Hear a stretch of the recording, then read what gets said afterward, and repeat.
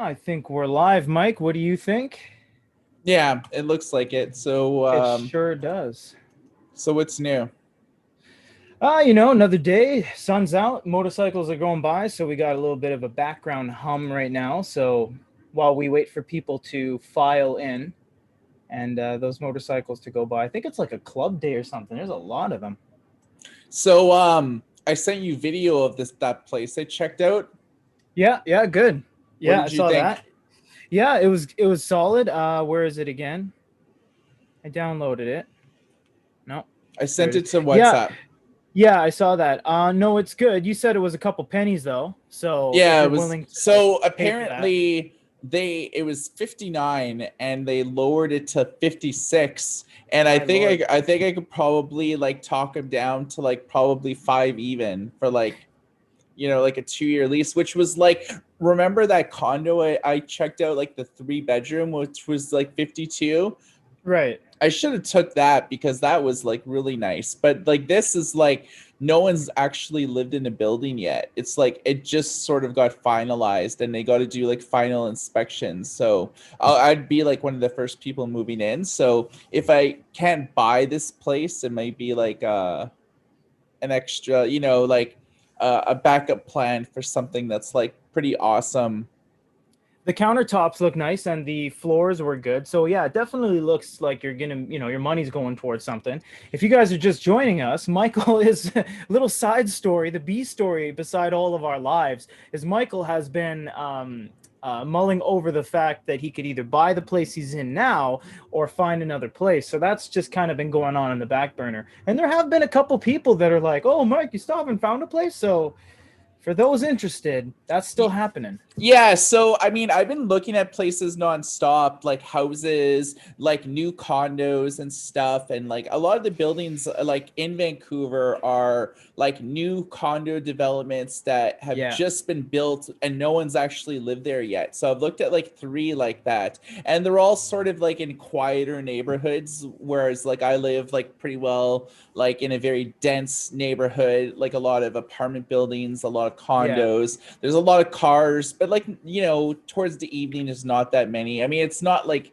it's dense, like in a respect that like there's 2 3 story buildings all in my neighborhood, nothing really like high rises or anything like that. So yeah, I'm kind of either I'm trying to like see if I can get a mortgage to buy the place I'm in now, or I could spend extra money and like have like a tremendous living upgrade in terms of like triple the square feet that I'm in now, like all new everything, like mountains and mountains and like ocean view and stuff like Mountain that. ocean view is what you want in Van. Yeah, we live in Vancouver, so basically all the good view is to the north or the west. The east is all right. It's just like city, and then the south is not really much. We're just going to keep rambling on until we actually get someone to comment because we see there are about 15, 20 people watching.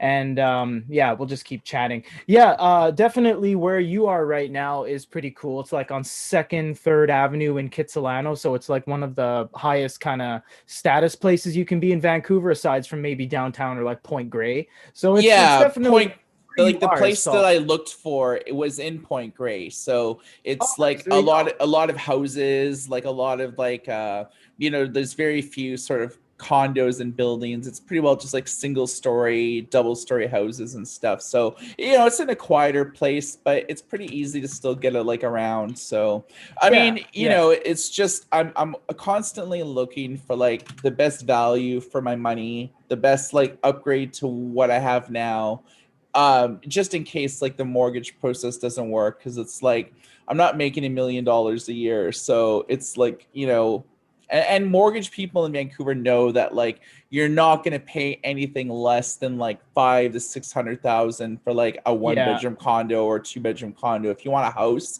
in my neighborhood, it's like 4 million like minimum. It's true. I mean, my parents just sold their house in the East End, which is not really a high society place, but it is still a Vancouver address. They got like $1.3 million for a 100-year-old house. And I know it's about the land, but you know what I mean. It's just that's the value that our that's how much our land is in Vancouver. It's very expensive. So When Mike says $4 million house, this isn't some ranch with like a drive-up driveway. No, it's a square plot of land with just like a house. So it's tough times, especially in Van. Yeah, we don't got any acreage like in the city proper. You know, you have No, maybe a front not at yard all. and like a little backyard, and like that's like it for houses. And then, you know, for condos, you know, you basically generally have like a green space on the top roof where like there's Right. flowers and plants and stuff where everyone has access to it. But you know, the balcony are like, you know, 200 square feet where like they're wraparound balconies with like gardens and, you know, Yeah, apple trees planted in them and stuff like that. apple So trees. yeah, That's man. that's awesome. I have disabled live chat and then re-enabled it because it seems that every time we do this, it just people have trouble with chat. So I'm not really sure what's happening there. But yeah, we're letting the people siphon in slowly. So what we're going to be talking about, we're not going to get going yet. We only have 10 people. We're going to wait till about 30, 40 people before we give you guys the news. If you guys haven't been checking out, there is a DPT color, but we'll save that for a sec. Yeah. Besides Van, you could probably move to like Burnaby and get a place for, you know, a couple $100,000 less, but then you're outside of the Vancouver proper where I know you want to stay, right? Yeah, like Langley and stuff, I can buy like a No, no. 3 or 4 bedroom house Yeah. for like 399, 400K. So but it's like it's far away, and you know, Very far. you don't Yeah. really have any ocean or anything like that nearby. There's Whereas nothing. No. I'm You're willing to landlocked. I'm Yeah. willing to spend more just like to have mountains and ocean view, because it's like I like a view. Like I work from home nonstop, and I'm always on my There's balcony nothing wrong with that. smoking, or like phone calls and interviews and stuff, and it's like I'm sitting outside, you know, and like I like being able to, you know, be close to the water and just get that sea Some air and people stuff. like being in, you know, some people like being in high rises in the you know, the very center of a gigantic 30-story building. People like that experience. Some people like being landlocked in Nebraska. Some people like being near the ocean and mountains, where you and I obviously have spent the majority of our lives, you know, you being East Coast, me being West Coast, at that time. But yeah, it's, you know, you got to situate yourself around where you feel the best. And if you feel good against, you know, water and mountains and everything like that, then that's the way to go. Yeah, so lots of people are filling in actually. Everyone's saying hello, guys. Aaron says chat is up. Oh, whoa, whoa, whoa. Yeah, sorry. Mike just had a little feedback there. Aaron Churchill said chat is up. Good evening. Hello, Aaron. Emmanuel said, I didn't know you guys were a Canadian channel. Hello from Montreal. Yes, Michael is from Ontario. I am from BC, and now we both live in BC, and I am currently spearheading the Japan operation. So we are turned into more of an international channel, especially because we have a lot of American audience and some operations in Chicago, but we're primarily a Canadian company. Yes. So hello there. Bonjour, mes amis, from La Bonjour. Montreal. Je ne parle pas le français. I don't really speak French. So, Yeah, although I think so we both learned it from from when we were in elementary school.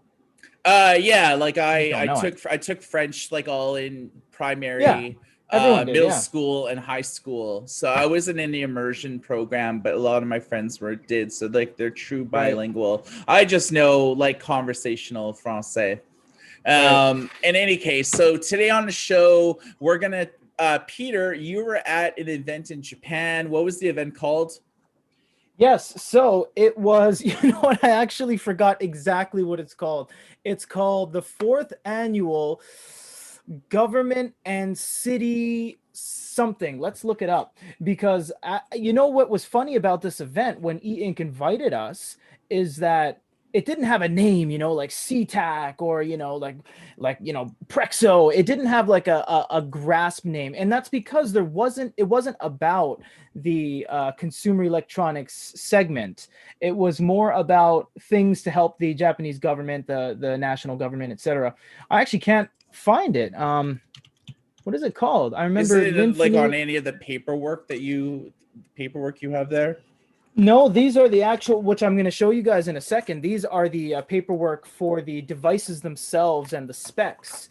So I think it was called fourth annual government Tokyo Makuhari Let's see.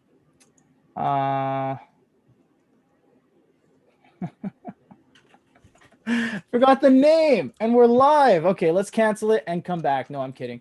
Oh, I know where it is. It's on that email you sent me, Mike.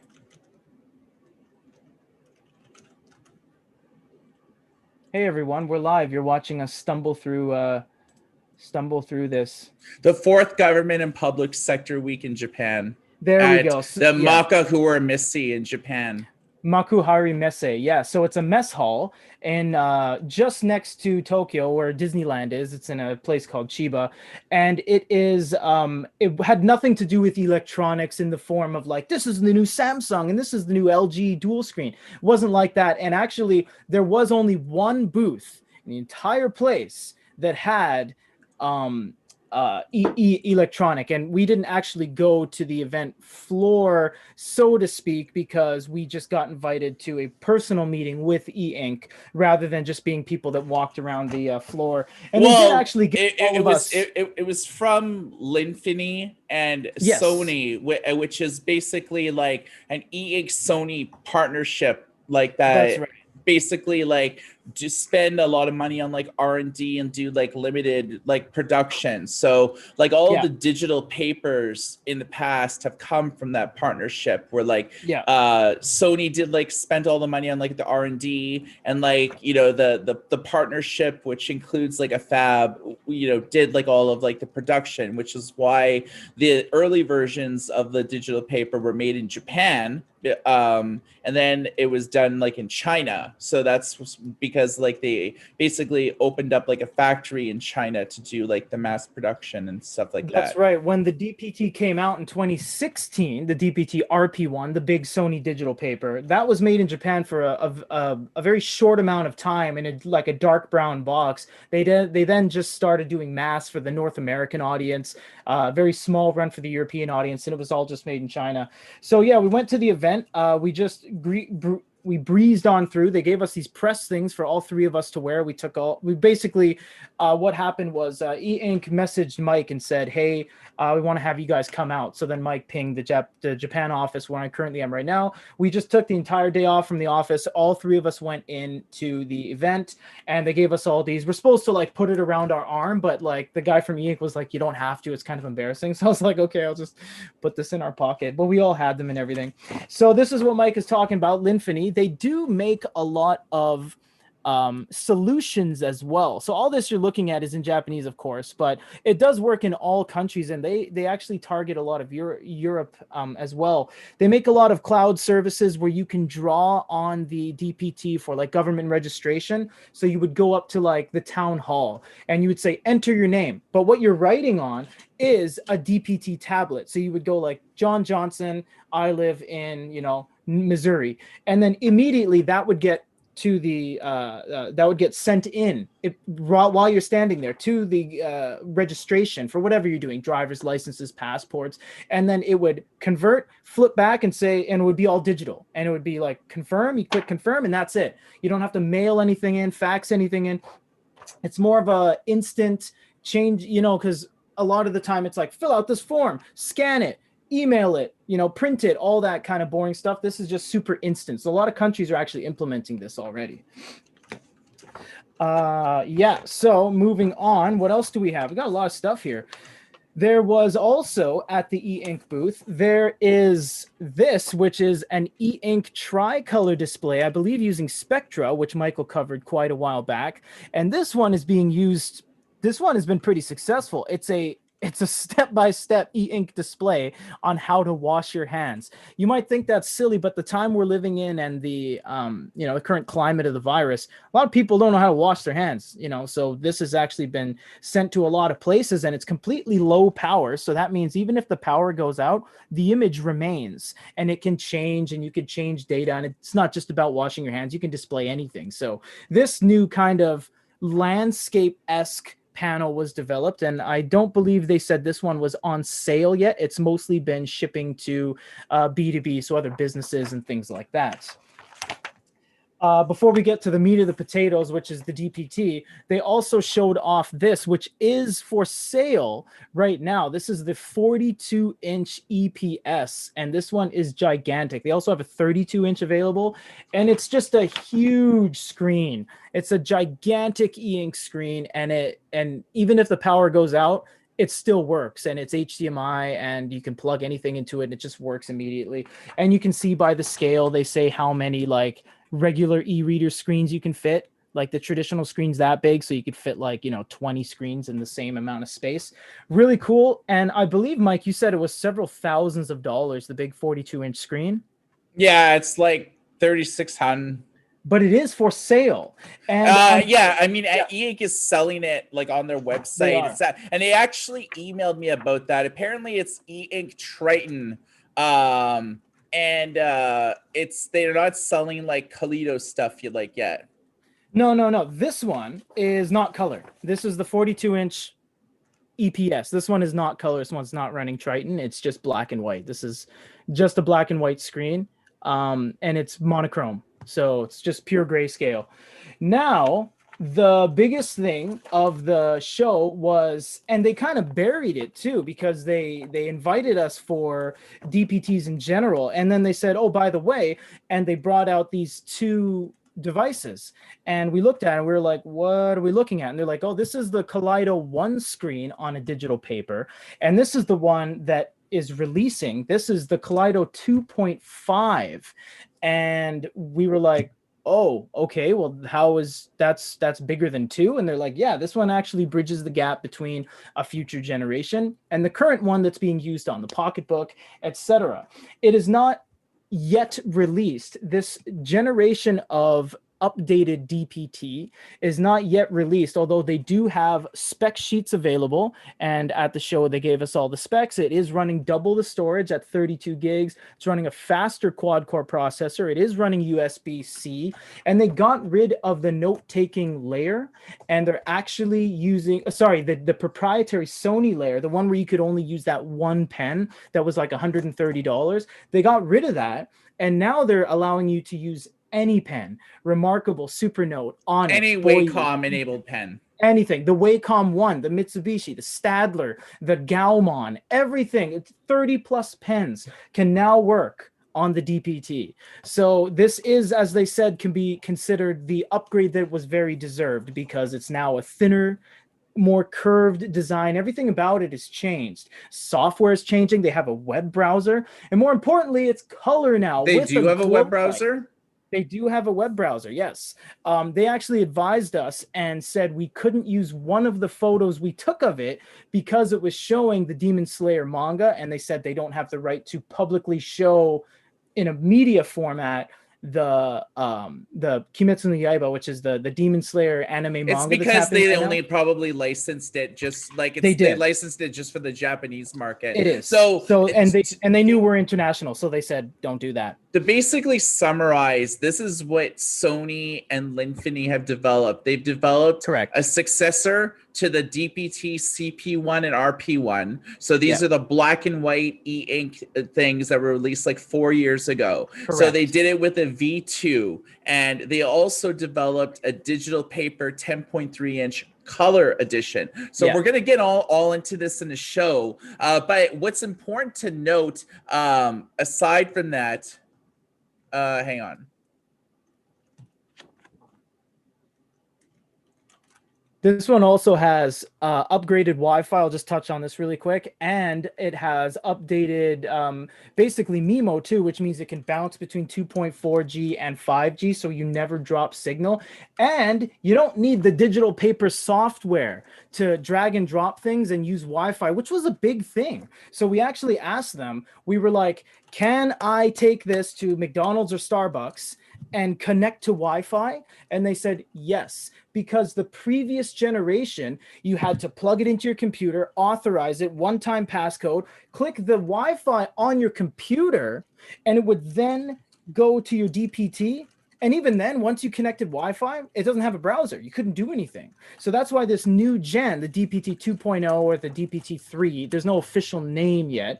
The upgraded DPT 2021 does have a browser and it has internet capabilities. And they said whoever licenses it out, Panasonic, Fujitsu, whoever, they can take full control of Android if they want. It's down to the actual manufacturer and the brand that takes on this new device. For example, QuirkLogic took the DPT last year and they put all sorts of Android on there, Chrome, you know, Amazon Kindle. So the sky's the limit. So that's another beauty of the upgraded device. You found it yet, Mike? Yeah. No. Okay. Oh, so what we're going to talk about is some new technology that's like going into these digital papers on both of them. One of them is called INK Carta 1250, and 1250 is the successor from the 1200. You can think of it as INK Carta HD. It basically came out in 2014, and every e-reader since then, from Kindles to Kobos to Tolinos and everywhere in between, have all used INK Carta HD as a layer. And what that really does is give you like higher PPI, faster page turn speed, limited ghosting, which is why like before 2014, a lot of the older e-readers had ghosting. So like the more you flipped a page, the more text would be from previous pages superimposed onto each other, which was really evident in like the early generations of like e-readers. Think like the Kobo Glow, the Kobo Touch, the Amazon, like, you know, like the any Kindle past like really 2013, the original Nook, all those sort of things suffered from ghosting. And once INK Carta came along and INK Carta HD, it basically solved that. So nobody really knows what INK Carta 1250 is, but INK gave me the brief on it. So they've been developing it for close to 3 years, and it will be available this summer. This version of Carta is on a thinner film, and to enable color devices to have the color filter array closer to the e-ink film. What this will mean is that the color filter will be closer to the screen because right now it's like farther pushed back, and it will give you basically like better color. So yeah, I mean, there's really not known a lot about it other than it was kind of co-developed with Wacom, which means that pen interactions will have lower latency, page turn speed will be increased, and that's pretty well the big benefits from now. Of the new line, yeah, that was the biggest thing, was that because they were using the DPT pen before, that was technically an active capacitive pen that only utilized either your finger on the sidebar or the note-taking layer. There was no pressure sensitivity. The nibs were great. It was one of the best feel of any note-taking device on the market. And still to this day, I think it's better than the Remarkable. There's a lot of downsides though. You got to plug it in all the time. There's no pressure sensitivity. The nibs wear down because they're almost like pencil lead graphite. There was a lot of cons to it, but now they've moved over to Wacom screens, as Mike's saying. They flattened the stack. They flattened the overall design. They've lowered the latency, which means it's faster. Latency is delay. So now you can use anything. You can pick up any one of the pens that are coming out right now. And on the event floor, as we showed you in our videos, they were actually telling us to use the Mitsubishi pen. So a lot of the drawings and the photos we took are with the Mitsubishi Hi-Uni pen, which we actually sell on our site. And I asked them, like, why are you using this pen? And they said, well, this one was developed directly by Wacom and Mitsubishi partnership. And they said that it's one of the best kind of balanced pens on the market. It's made out of completely wood. It's got a really nice nib. It transmits quickly. It's not like that, the base model black Wacom pen. So yeah, it's honestly, it's a long awaited upgrade. I mean, when we saw it and Mike initially told us about it, and they're like new DPTs, and we're like, well, man, we're going. So a long awaited upgrade. It's been a long time. Yeah. So let's talk about the black and white DPTs first, because Sure like I thing. guess like that was like the first thing. Well, they didn't even announce it. Like we broke They the didn't story know. because like That's right. they only announced the INK Carta 1250 technology, and they kind of mentioned that there was like going to be new digital papers, but they never really talked about anything like about them. So they're like, we know you have like people like in Japan, so why don't you like come by and take a look at all this? So Right. let's take a look And at it. they So initially. Oh, you're gonna screen share? Yeah, let's do it. no, I'm not. Oh, cool. Well, I mean, Yeah. I could show pictures if people Yeah, want. yeah. Let's go to your article because you got a good article there, and we'll look at some pics if you guys are interested because that was what they initially showed us. Was they're like, here's the new DPTs, and I was like, wow, right there. They put it on. That was in their office right there. And like I was sitting on the chair to the right, my bag's on the ground, you can see. And we had the two other people that came with us from the Japan office. They were looking at all the cloud services and they were talking to all the big wigs. There was representatives from INK Taiwan there as well. This is running a thinner stack. It's hard to tell, but it's a couple millimeters thinner.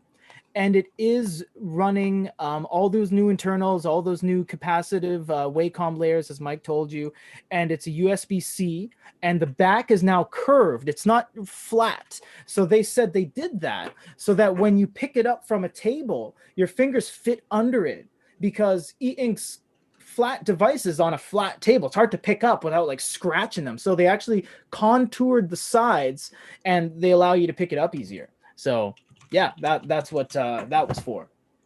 So they actually did some good jobs with it. And we do have some questions regarding this right now on the chat. So I will answer a couple of these. Someone said, Lewis said, okay, I thought Sony stopped making e-readers. That was a little bit of a miscommunication back in 2018. Sony never stopped the DPT. In fact, there's more companies making the DPT now than there ever has been. The DPT has always been sold, and we have been selling it through Good eReader ever since it came out. Here is the pen that they were showing us. The pen on the very left is the standard, cheapo Wacom pen. The one on the bottom right is the Mitsubishi, and the one on the left there in the middle it's not a brand of anything. It was just someone's like pet project. They put a little transmitter inside a clicky pen. Don't get excited. It's not something like super amazing. Yeah, so they were like, use the Mitsubishi pen. I was like, this is really nice. So use and the thing is, if you look closely at these close-ups, they're using the same screen topper, meaning it's not glass. It's not like the new Onyx stuff and the new Boy stuff. This isn't glass. It's the same DPT screen. It's that nice malleable kind of plastic composite, which means you're still getting that really good paper feel when you write in a 2021 body, which is just fantastic. Look how thin it is. It is so thin, and it's even lighter than before. It is a much deserved upgrade. That USB-C is fantastic. The fact that it's running all the Wacom pens across the board is just great. Actually, go back to that picture really quick, Mike, the big 32-inch. That we're doing an upcoming video as well, the one that has all the discretionary icons. That's a 32-inch tricolor e-ink Spectra panel. It's not for sale yet, and we are doing a follow-up video right now as we speak. They're editing it up, and that will be going up soon. So that's a pretty cool piece of tech too. Yeah, so let's talk about the color, Mike. All right, so like apparently e-ink has developed e-ink Kaleido 2.5.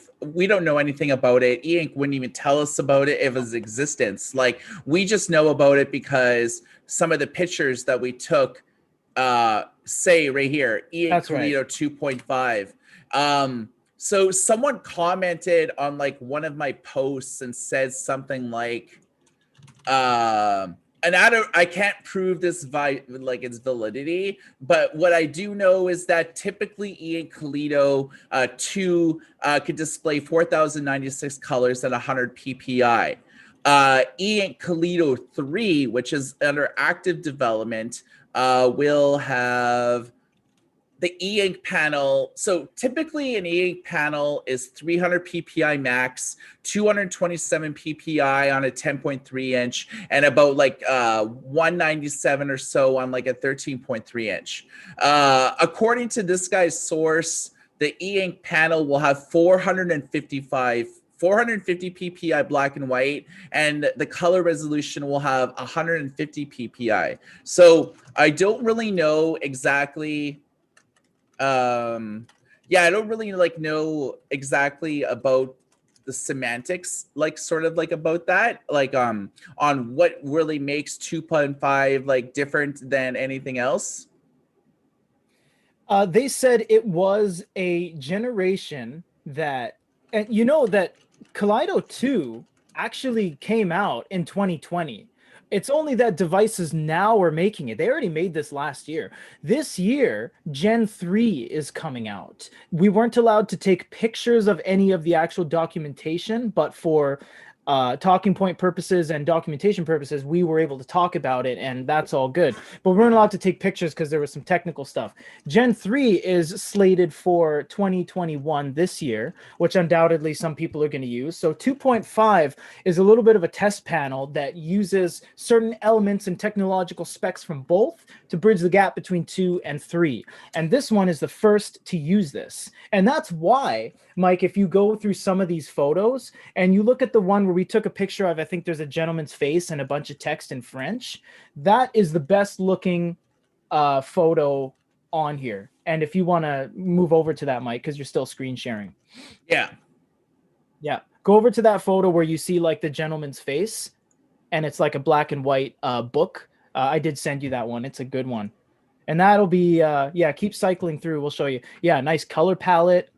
That's just us writing on the screen there. That's the screen they're using. Yep, 120 hertz. That was the screen they let us took pictures of. Yeah, you can see that there's the differences right there, how rich the red is. And the color overlap is like so nice. And that's as good as you can get with e-ink particles. That's fantastic. Yeah, yeah, yeah. So colors nice and vibrant on a 10.3 inch super screen. Vibrant. Yeah, it's really good. That one right there. When they showed us this one, they're like, take a picture of this. And I was like, why specifically? And they said, look at the text. And the second they said that, and I'll say this to you, that is the whitest background we've seen on a color device to date. Typically, backgrounds on color devices utilize grays and greens and purples to create white. This one just looks black and white. But if you look at the guy, there's still color coming through. Yeah. Yeah, so that was like something no one could do yet. Not Pocketbook, not Big Me, not Hisense, nobody. So that is why that was so impressive to us, is that, you know, it's so good. And yeah, that's the e-ink Spectra that we're going to be doing a video on. That was impressive as well. So a lot of good stuff in a quick couple hour meeting. We just kind of, you know, went in and out because obviously there is still the onset of the virus, so tried to space ourselves from people and everything. There's the specs right there. You guys can take a picture. Yeah, of so it looks like it is using 4096 colors. That says pressure sensitivity. That says 4096 level. Level is pressure sensitivity. Does it say color anywhere here? No, this is all just the black and white specs. Oh. Yeah. That was the one for the black and white, but we do have the exclusive, and we have the business cards in our pocket, so we will actually be showing you guys more information. That's the one we couldn't use on our video that we produced. We can show you guys now, but that's where we weren't allowed to show. It's just like the Demon Slayer manga, but yeah. So there's the browser right there. You guys on live could look at it. So there's the browser. It is using a browser, and it's tabbed, and it's Google Chrome, as you can see right there. This is the first time that a Sony Digital Paper has had a web browser, and they've actually included Bluetooth in this, so the possibility of being able to listen to audio content in the future. So this is a way that you can see like the difference between Kaleido 1 and Kaleido 2. Yeah. What they did say as well is, with these devices, as they were shown to us exclusively, there's no limits. That's not the limit. when back in 2020 they gave the DPT panels to QuirkLogic and Fujitsu. If you look at them, they did their own spin. Fujitsu has printer integration. QuirkLogic has Google Chrome framework. It is up to the individual manufacturer. Hypothetically, if Panasonic bought these panels from Linfini Sony, they could say, nope, full Android with Google Play. And they would, and then Linfini Sony would say, sure, whatever, we don't care. It's up to you guys. We made the panels, we made the specs. You guys can put whatever you want on it. So that's why I asked them, I said, can these run Android? They're like, it is running Android. Yeah.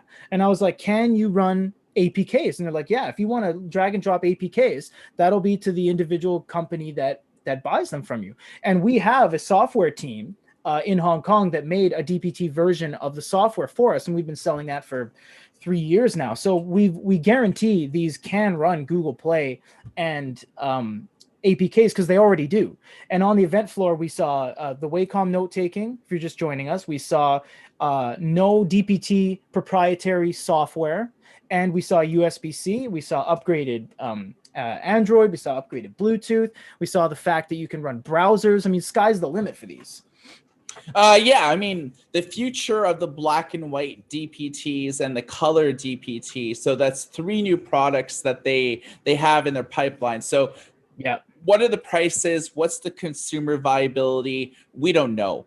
Okay, this is what we do know. Sony and Linfini's plan right now is to basically white label it for their initial markets are medical, government, and business in Japan.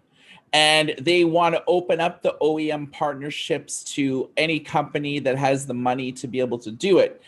Think what Fujitsu did with the Quaderno lineup. You know, they're in prime position to license this from Sony because they have a lot of money to be able to devote towards like this. So Fujitsu very likely will do their own spin on the new DPTs and the DPT Color.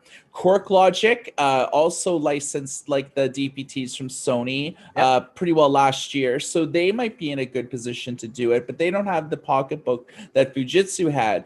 But this opens up the avenue for new players. If you recall, we reviewed on our website the Bigme B1 Pro, which was from a new company. They're only using Kaleido 1 and not 2.0, so a little bit lackluster in terms of like the overall like performance and color gamut and like, you know, things like that. But there are companies that are coming out that we've never heard of before that are releasing like new products. So, you know, the precedent has been set. So, you know, I mean, we're in early talks with Sony for Good eReader to take at least the color DPT CP1, like the 10.3 inch color, and try to like work out a partnership with like Linfini where we could like sell these ourselves, you know, in our online store, just to be able to like, you know, test, because like basically Sony exited the commercial market last year because like they were, you know, a user asked this question like about 10 or 15 minutes ago. Sony pretty well, with their digital paper, exited the direct-to-consumer segment both in Japan and in the US. In the US, they basically shuttered the entire division, laid everyone off. That's gone, yeah. You know, everyone who was working at like the Sony Digital Paper division either were like forced to retirement, fired, and they like fired the PR firm and everything like that. In Japan, they still have a Sony Digital Paper division because this is like a byproduct of that. It's basically Sony Japan is going to be marketing this pretty well slowly in Japan to start, but they are looking for like international partners to be able to sell this in specific markets. So, you know, obviously I'm captivated by like the DPT CP1 Color Edition. I mean, it looks phenomenal. So yeah. I mean, if we could try to like work out a deal with Sony where we're not like spending $1 million like to make a few thousand units, right? You know, this is something that like we're exploring, at least preliminary, just because. Yeah. I mean, I really want. We do everything. I agree. We do everything we can to get things in the hands of all you guys. So for example, DPT pulled out of the digital paper segment in the US, like Mike said, but they're still alive in Japan, which means we've taken it on ourselves to sell these to you anywhere in the world.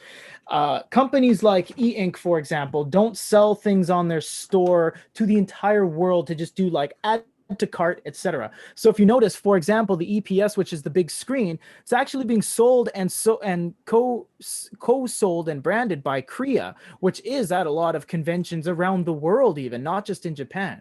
So they choose these different names to kind of market their things through. The DPT, you look at the bottom, it says Linfini. It's a co-brand between it's an amalgamation of like Wacom and E-Ink and Sony, and this isn't going to be called like the Sony right out of the gates, although they said they're not opposed to selling it themselves under the Sony brand. But all of this has to be worked out, which is why they're gauging the audience at these trade shows, which is why they're meeting with people like us that have sales infrastructure.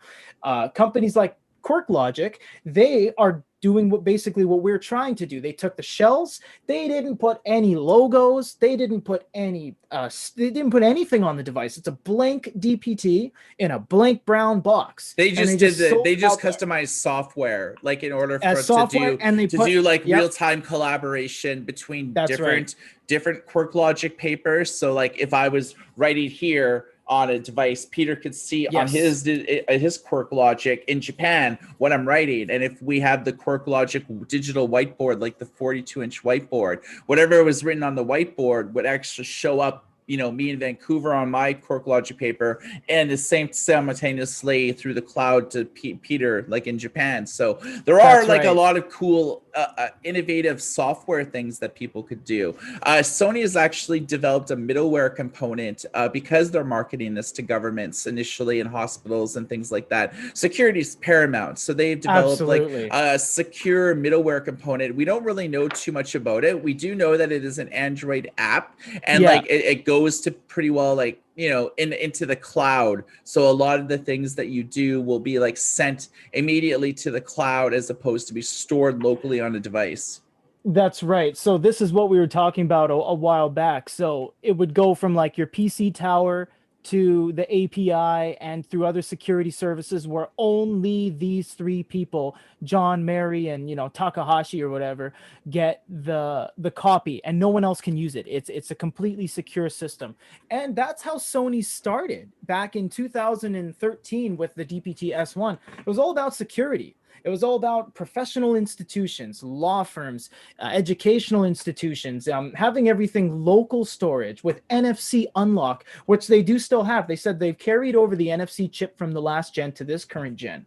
So all of that is still in this new generation. And they're looking for people to sell through, which is why we have approached them with that and why we've met them, because we've been selling devices from everyone for years, and they're looking for people to do software. They're looking for OEMs to do maybe bigger production runs, tweak things. The sky's the limit. But they also said that they're not opposed to selling it themselves. They just have to see how things go. And someone just asked, Sony doesn't have a store where you can buy for ebooks from anymore. They actually do, but only in Japan. It is called the Reader Store, and they do have it, but it's mostly like for manga and digital anime comics and stuff like that. You can download them and read them, but they're 90% of the content's in Japanese. It's for the Japanese market. Yeah, what happened was when Sony was making e-readers, like the PRS T1 to T3, and prior e-readers, they had a digital bookstore on it. And what happened is they actually had their own, what was called the Reader Store, and they had like an editorial staff. They had like publishing consultants that would deal with the major publishers to make sure that all of the new books would be digitized. But Sony was basically like a non-factor in it, because like they only basically had the Reader Store on the readers. It wasn't like an APK that you can download and install on any Android device. They didn't play by that rule. So when Sony started to exit the consumer segment, they killed their basically their international bookstore and fired everyone. So it's basically only in Japan. So Sony pretty well got out of commercial e-readers because they just couldn't compete against Amazon and Kobo and Barnes & Noble and all the new entrants that came along. They were pretty well a non-factor when it came to ebook sales. I mean, people still love their Sony e-readers today because of just the tremendous build quality, but they couldn't compete at the time. And this was like, you know, around 2010 to about 2013 or 14 when they got out of it. And then they pivoted to digital note-taking devices, which they pretty well pioneered with the initial DPT S1. And S1. you know, they got out of it with their last generation that they did in 2014 or 15 or something like that. They're 4 years old as of 2021. So I'm not good at math. So 4 years Whatever, ago. yeah. It's 4 or 5 years, yeah. So they, you know, again, they closed down their North American office, fired everybody. So and this totally surprised me that they did a 2021 version of the digital paper, both the 13.3 and a 10.3 at the same time, and took advantage of like a third model with a color display. So they had 3 different models. So what is, you know, they're going to find it challenging to sell direct in the US and other markets. But I know, because they've lost a lot of their infrastructure from, as you said, so many pulling out. Right. So basically their B2B infrastructure in pretty well in the US, like pretty well the reason why Sony US existed was to do partnerships with distribution through like music like stores, with like brick and mortar type stores. But what they eventually did is they pivoted to Amazon. And I think that if Sony does decide to sell these directly, they'll pretty well use Amazon as like a fulfillment center, because basically all they need to do is like send like hundreds of units to like various warehouses in the States so people could get their items quicker, or just like have it on the East Coast in one warehouse, and then on the West Coast in one thing. But hopefully they do this not only with the US but with Canada and the UK and other markets as well, because a lot of other European markets access Amazon.co.uk because like Amazon doesn't exist in all the different countries. So no, you know, I believe Sony decides to sell this themselves, it'll be probably through Amazon or you know, other companies, but it'll probably be Amazon. If this was 5 years ago, they had the physical locations of the Sony stores all over the US, in Canada too, in malls. They already had the online store. They were established, but because they just kept pulling out so many different divisions of e-reader related things in North America, to go back now in the current climate with these new devices that undoubtedly will feast a heavy price tag, it's going to be tough, especially because they've lost a lot of their infrastructure, a lot of their network. In Japan, they still sell the DPT. You can go to stores and buy them. We sell them on Amazon. They sell them all over the place. It's not something that's been out of stock. People have this idea that it's gone because it's gone from the US, and we understand US is the larger consumer market in the world. I get that, but it is still available. You can buy one right now from our store. If you so choose to get one. Yeah, we pretty well have contacts like at Sony Japan, so it's like that's correct. We get like we buy them at like really good prices, so we sell them like pretty well much lower, much lower than you could buy them on Amazon in Japan or like other markets. Like you can't get a DPT if you live in the US anymore, other than through us. So you know, we try to make sure that like everyone has equal access to it, which is the whole reason why we launched our store to begin with. We initially launched it because we found it really challenging ourselves to get Tolino products or a lot of e-readers in China or Japan. And it's like, we figure that there's people interested in Tolinos that live in the States, but you can't buy them from Tolino if you live in the States. You know, because like a lot of companies, they don't sell this directly. They sell through like third-party marketplaces, or they have like a network of distributors, but those distributors are like in the Philippines, Vietnam, and they only sell them in those countries. So that's the whole reason why we launched our stores, to make sure that everyone had equal access to these like cool devices that we would always review. Then people would be like, well, how can you buy them? It's like, well, you can't. We just got like a free review unit from them, you know, because, you know, from a company in Taiwan or a company in China or like a company in like, you know, in Africa or even like the UAE, you know, there's e-readers made just for like a Persian audience and There stuff is like that that. Fadibo or something in Iran or something. We're trying to speak with them so we can get a sample. It's all like Persian and Iranian script e-reader, because you know Arabic is, I think, one of the top 4 languages in the entire world. So there's a lot of people that need Arabic readers that live in the States and Canada and Australia, New Zealand. You know, it's not all about the USA. Although again, it's a big market. There's a bunch of different people, and there's all sorts of walks in life and cultures and languages, and that's why Pocketbook is so easy. Is that, you know, if you speak Ukrainian or Russian or Romanian, you pick it up, you use it. A lot of devices don't have that. They have like English or Chinese or English or Japanese, or, you know, it's very limiting. So that's the beauty of that. Color devices, 3 new devices, new e-ink panels. You know, there is a lot of stuff's going on, and there's no shortage of content. And yeah, it's just absolutely fantastic. There's a lot of stuff happening. So you can stay tuned to us. I think we put a couple videos up yesterday. I think they're already close to 40,000 views in just overnight. So that's definitely bodes well to see the engagement, and, you know, to have, basically speaks volumes that this is popular, you know, for e-ink's point of view as well. It's like, is this popular? It's like, they talk to us, we upload videos. The answer is yes. It's incredibly popular. That's why we're doing this live today. We also have the A7 CC. We'll just touch on a little bit because we haven't done the review yet, but we'll touch on that when we're all ready to move on. Yeah, let's do that now. So if you guys aren't familiar with it, the Hisense A7 CC is a new, it's pretty well the first smartphone that's running INK Carta 2. We've done an unboxing video that's on our YouTube channel and like a first look on it, but let's sort of give you a sense on Sure. Peter's getting set up to actually show you guys it. So yeah, we're doing a different setup so it we can get a little bit more of a hands-on view. So this is pretty well what it looks like here. It's like 6.7 inches. So it's like basically the same size as like an iPhone 12 Pro Max. And it's like from height to width, it's the same size as a Kindle. It's not as wide as a Kindle, but height is. So this is a great phone for you to be able, like if you have vision disorders, or if you just like find e-ink is easier on the eyes for long-term reading sessions, this could be your daily driver. So 300 PPI for text, 100 PPI for color. It's like crazy specs. It's like a quad core 2 gigahertz processor, 6 gigs of RAM, 120 gigabytes of internal storage, a headphone jack, and it has like Bluetooth as well. But it also has hi-fi speakers, so you could like listen to it just like on the phone speakers and stuff like that.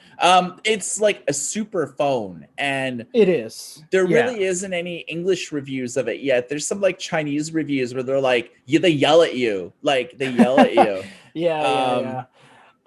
So I first want to say thank you very much for S Flower, who has donated 10,000, I believe, won, which is a South Korean currency. We very much appreciate that. And they say, thanks for giving information about ebooks every day. I appreciate it. Well, we appreciate you, S Flower. Thank you very much. Yes, we do. We appreciate everyone like who watches our videos, donates to like our live shows, clicks the join button when watching videos. That helps us out. Like if you watch any of our YouTube videos, there's a little join button there. It's basically like as little as like $1.99 a month. You could like subscribe to us, and it basically you know, allows us to like purchase, like, you know, with Hisense, they never gave it to us for free. We had to actually buy this, you know, and it's like, wow, you know, how much did it cost? Like $700, $800. It was like pretty expensive. It's a pretty expensive thing. Yeah. So this is the Hisense A7. Now, excuse us, we are using webcams, although they are pretty good webcams, but the focus pulls very weird, and we can't control that because it's not like a camera. So this is the A7 CC. It is a 5G latest gen smartphone, as you can see here. For all intents and purposes, it is a fully usable smartphone. It has a camera. It has like flash package. It has a fingerprint unlock. It does have USB-C. It does have speaker pack. We aren't sure if there's 2 speakers in the one side or just 1 speaker with a grill. try to get this focus down. It does have a headphone jack, 3.5 mil. It's weighted very nice. It has some nice little red stylish buttons on the side and an e-ink button on this side. If you do want to see a review of the A7 in general, you can go to our YouTube page, because this device under our testing is the same thing as the A7 in every single way. The only difference is that this is running a color filter array, meaning it is a it's a color screen, and this is it's using the same hardware, but this one is just a color screen. So if we go to the, oh, actually, yeah, there's nothing in the gallery there, but we'll just show you some things. We'll go to tools. Yeah, this focus, it's a little bit annoying, but we'll try our best. Now, something you must be aware of on this device is that they are using a glass screen. So that's a little bit of a downside. You never want to mix e-ink with glass. When you mix e-ink with glass, you're destroying the inherent reason you're buying e-ink. However, they got around that by this, putting the matte screen protector on the side. So that is always a little bit of a, you know, solution. So this is the device in all its glory. We do have some manga here I can just show you really quick. Yes, this is running full Android. You can install anything you want. Now, this is currently the device that has the best specs on paper of any e-ink device currently. It's fast, it's overpowered, it's a hyper. Yeah, you're right. This is probably like more powerful than the Max Lumi by Onyx Book. It's like faster than like what else is faster than the Onyx Book? Like the Note Air, like the Remarkable too. You know, spec for spec, this is the most powerful. This has the most RAM out of any e-ink device that's been issued ever. More storage than like an e-ink device ever. 128 gigs. Plus it has like, what, does it have an SD card too? It does have an SD card sharing with the SIM tray. So when you pull that out, one of the two is an SD card. Now you must realize this is not an e-reader. This is a fully fledged 5G smartphone. Yeah, I mean, you can take pictures as like a webcam. It has like a you know, I think like a 15 megapixel on the front, or 18 megapixels, and like 5 megapixels. Okay, so it has 15 megapixels on the back and 5 megapixels like on the front for like selfies, Zoom sessions, and stuff like that. You know, it is a Chinese phone, but it is 5G. You know, work with like almost all the 5G bands in the US and Canada, because like we tested it. When it's compatible with like AT&T, Verizon, you know, all the carriers except for Sprint. It's not compatible with Sprint, but like in the UK, it's like compatible with like Orange and Vodafone. This has like, despite the fact, you know, that a Hisense like A7 CC and the black and white screen version of this, which was the Hisense A7, it has a wide carrier band support. So it's not like this is just a Chinese phone, which it is, because it's bundled pretty well exclusively with like Chinese apps. But at the same time, you could use this as your daily driver and use 5G internet access pretty well anywhere where it's provided. Yeah, for sure. So this is much like tablets with e-ink screens, this is a smartphone with an e-ink screen. There is no difference between this phone and if it were to have an LCD LED screen, except that it doesn't. It has an e-ink screen. And with that, you get incredible battery life, zero strain on your eyes, and you still have the ability to turn the glow light off and on. I mean, look at all these settings. You know, it's probably, you're going to find more settings on an unlocked open source Chinese phone like this than you would on your over-the-counter phone like with Samsung and Sony. I mean, there's just tons of settings. And even at the bottom, if you click there, you do get some more settings, and you get speed modes. Because it is e-ink, they do bundle 4 speed modes. Slow, normal, fast, faster, and fastest. They also have an e-ink button on the side that when you push that, it triggers certain e-ink functions. Press it once for refresh, press it twice for turning off and on the glow light, opening the reader, etc. You can customize all that. This is, I've never said this, but you know, there's been a lot of e-ink smartphones that came out. There's the Yoda phone, there's the Waxis cases for iPhones, there's the K1, there's A5C, A5CC. If you were to ever make the switch from a standard LCD phone to an e-ink phone, which honestly I will admit I will never do. If you gun to your head, this is the only time I would consider it. This is so fast and so capable that there's almost not that much standing in the way of you having a proper experience with this device. If you're ever going to make the change, and you have eye strain, you have some inherent eye problems or whatever, which a lot of the market does, which is why e-ink exists, this would be the time to switch. It is so good. It's absolutely. Yeah, I mean, this, you can install the Kindle app on here, Yep, the Kobo anything. app. If you use Feedly for like RRS feeds or like Gboard or something like that, you can install all that in there. You can install like third-party app stores in here, because like Hisense has an app store, but it's pretty well just Chinese apps. Yeah. Peter, just to show people with the preloaded apps that are on here, you could easily just uninstall the Chinese apps if you wanted to, right? Yeah, let's just go to tools, press and hold download. Oh, that might be a download manager. I can't do that. Here, let's go and delete. Okay, that's preloaded. Hold on one sec. Let me find some. Okay, e-ink browser is probably preloaded. Let's try this one. There you go. Yeah. So there will be things that are necessary to the infrastructure of the phone, like the browser, the calculator, but you can install all this other stuff you see. So I can uninstall that. This is a JD. I can uninstall the JD Marketplace. I think this is a manga reader. You can uninstall that. You probably can't uninstall Gallery. No, you can't. But a lot of the things you can, because it's just bundled there. You can probably uninstall that. Yeah. Music, Chinese music source, uninstall. Most of these things you can uninstall. Tencent is the parent company of WeChat. You can uninstall that. Most of the things you can, yes. So you can pick this up, basically uninstall everything down to its bare form, take everything off of here that you can't uninstall to keep your home screen clean, and then use your phone as your own. You could make it a Canadian phone. You could make it a European phone.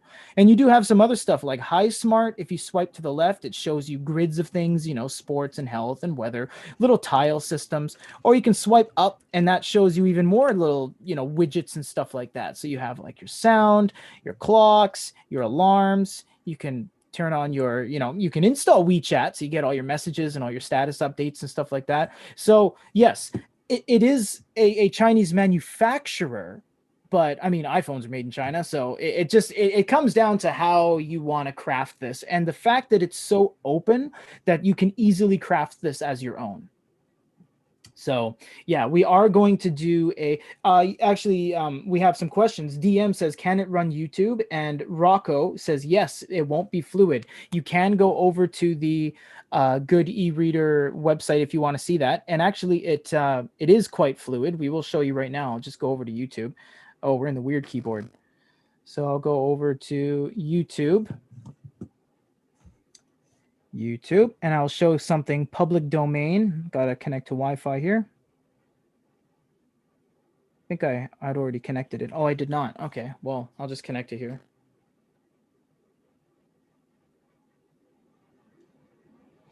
Yes, these phones are more than capable of running YouTube. We've done it countless times. We've shown you guys since the Onyx devices were able to do it. This absolutely can do it. Does it have GPS? Yes, absolutely, it has GPS. So we're going to go over to the e-ink browser. We'll go to YouTube. I'm going to retry because I had already typed it in. Yeah, you could just load up one of our videos. We're not going to get DMC striked with like one of our videos. I'll DMC ourselves. Let's see here. Oh, it's prompting the app. If you download Chrome, all this is just going to be a non-issue. Right now, I'm actually using Baidu. Get out of there. I'm actually using Baidu as a search engine, so I'm just going to go and type it in myself. There we go. YouTube.com.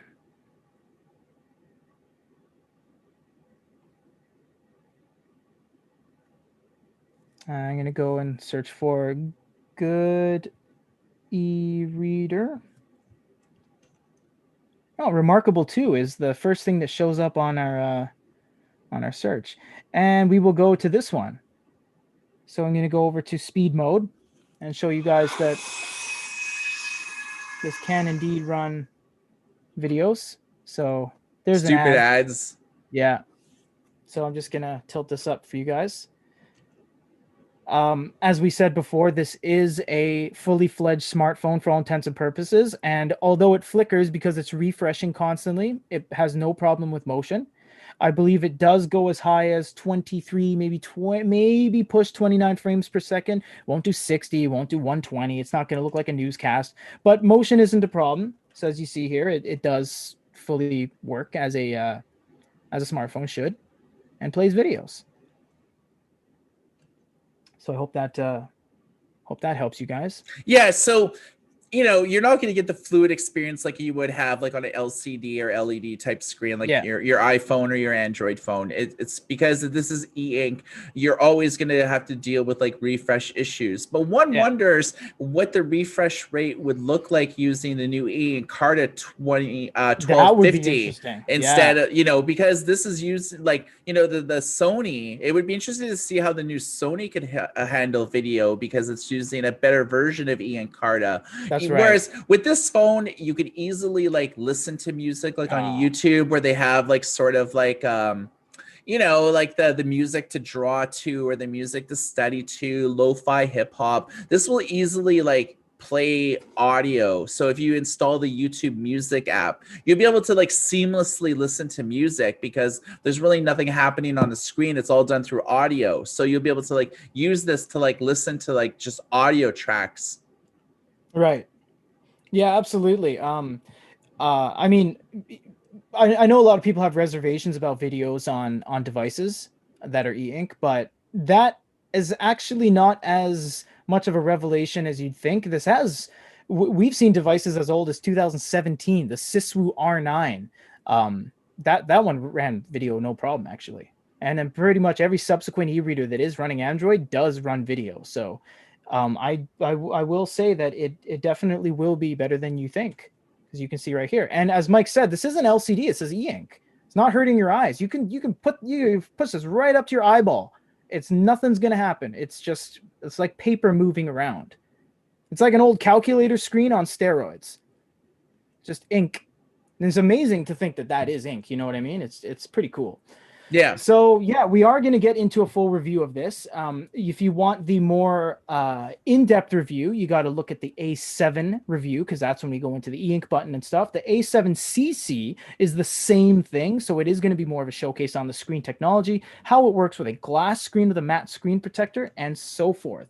So that is basically what it is going to be when the time comes to do a review. And obviously, we're not filming on this right now because, well, it's on here. So we will continue our filming on this device once we get back into the studio and the labs, and once we're done all the event coverage from Linfini, because that was definitely something we're focusing on right now, is all the Linfini coverage. So I'm going to flip it back to me for a second here, and we should be good to wrap up, I think, Mike, unless you have anything else. So if you guys want something exciting, on February the 7th, which is, it's like it's not tomorrow Sunday, it's next Sunday. You mean March, not February. Because it's February 27th today. Okay, so March 7th. Okay, yeah. March 7th, everybody. We are going to have a new there's a new product coming out. It's color. We're going to have a review as well as an unboxing and YouTube review going up as soon as the announcement happens. And we'll also be selling this in our online store. So if you're looking for a new e-reader, there's something happening soon. Yeah. So I can't tell you anything more than that, but yeah, I mean, we will be talking about it pretty well like the Saturday like after that. So whenever the show happens, like March 13th will be like a monumental show in which children and adults of all ages will want to tune in. You'll want to subscribe to your boys, Peter and Michael at Good e-Reader, and you'll want to click that join button and actually like actually donate to us on like a monthly basis, because we You know, appreciate all those. it's true that we get a couple thousand people that enter our contest, but if you join our VIP, you get 10 times the entries. And the last two people that won our contest have been paid members, because when we enter your name, it would be like, John would be one. But if Stacy joins and she's a VIP, you get 10 in line. So your name is 10 times more likely to be popped when we click the generate button, and then your name pops up. And yeah, there's always contests on our site. We have so much stuff that hits our labs. We test them. We give it away, because what are we going to do with it? I can't just keep using Kindles as coasters for my coffee. So we just have to give it away. We want to say that we appreciate everyone that joined up. We don't do lives that often anymore, because actually we looked at the analytics and we lost a fair amount of subscribers doing lives every week. So we're trying to space it out, or wait till we have those heavy hitter news. Like Mike says, something good's going to come up the Saturday after we release this next thing. And yeah, we do appreciate you guys dropping by. I know we're not going to be here every week necessarily, but we'll try to be here as often as possible, or when we have some really good news like the Color DPT, which is just over the moon exciting. Might not be that exciting in the world of consumer electronics, but in the world of e-readers, that's as big as it gets, a mainstream manufacturer doing something like that. Yeah, so we've kind of changed the format of the show. Instead, Peter and me just talking endlessly about the news of the week. We kind of just want to focus on and show you guys specific products, give you a full tour. You guys can ask us questions like, can it do this? Can it do that? Can you show us this? Can you show us that? So every week we're going to do that. I might not be on the show every week, as long as it's like something that I can contribute to and I think it's exciting. I'll be here. I'll also answer some of your other questions on something maybe that's non-Sony or non-Hisense news, if anybody has any questions about that. PCL next paper. Yeah. It didn't come up today, Mike. Do you feel bad? No, I feel good. 9 weeks. Good. Nobody say that. All right. PCL. So we're going to end the show today, but thanks for watching. You can we'll watch the VOD in its entirety to learn more. So thanks for watching.